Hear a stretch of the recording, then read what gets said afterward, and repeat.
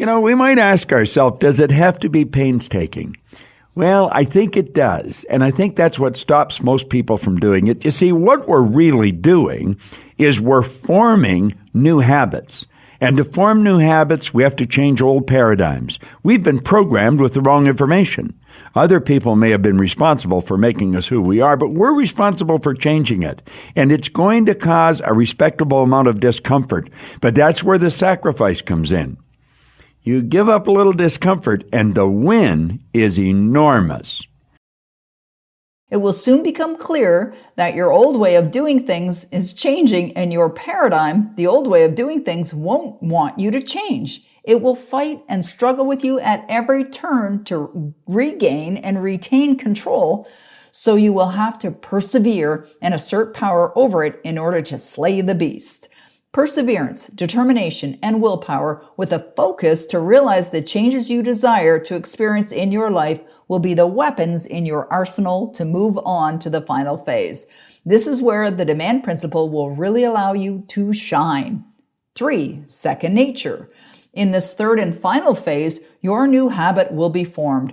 Performing your new habit will seem so commonplace, so natural, that you won't even think about it anymore. You'll just do it. The reason why so many people fail is because they never get to this all-important third stage.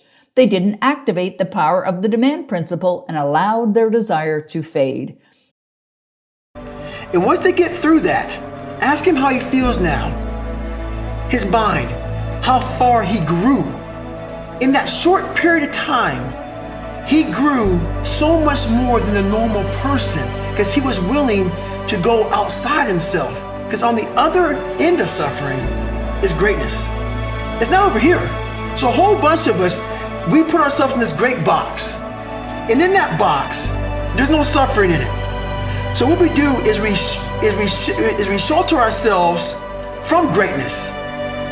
So for me, for instance, I was 300 damn pounds at one time in my life. Sprayed for cockroaches, made $1,000 a month.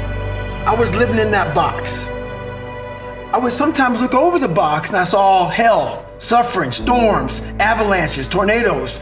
I don't want to go over there, but I knew if I can get through that shit mentally, on the other side was a 185-pound person who's a Navy SEAL, went through Ranger School. Only person to do this, only person to do that, only person to do this. But that's through all of that shit. All that shit I have to go through. So you peek over the box and you go back in and say, oh, I'm okay being 300 pounds, making $1,000 a month. Right. I'm okay over here. So I started training this, realizing that the only thing that makes me quit is not the muscle fatigue, it's the mental fatigue that makes me quit everything in life. So I became a practitioner of the mind. The mind's a very powerful thing. It has a tactical advantage over you all the time. It knows your fears, right. It knows your insecurities, it knows where you don't want to go. So it will guide you away from that.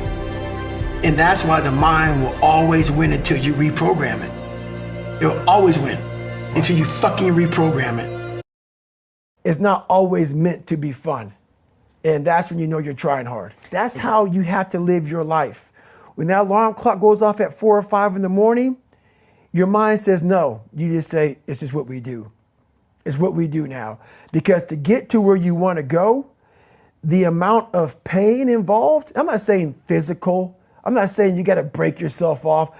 The amount of mental pain of how many times you're going to have to do something that you don't want to do to get to where you want to go. Is going to be, there's going to be more times you do something that you don't want to do than you are going to want to do it. And that's your new norm. That's your new norm. So then it's like breathing. And then once you do this over and over and over again, it becomes like breathing.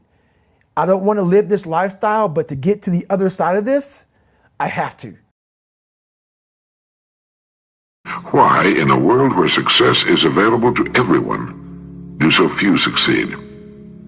His answer went something like this.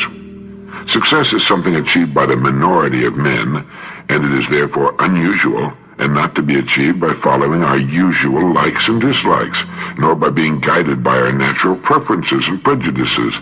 In other words, success cannot be achieved by just doing what comes naturally. Gray then said that the common denominator of success is forming the habit of doing things that failures don't like to do. Let me repeat that. The common denominator of success, the determining factor in outstanding achievement of any kind, is forming the habit of doing things that failures don't like to do.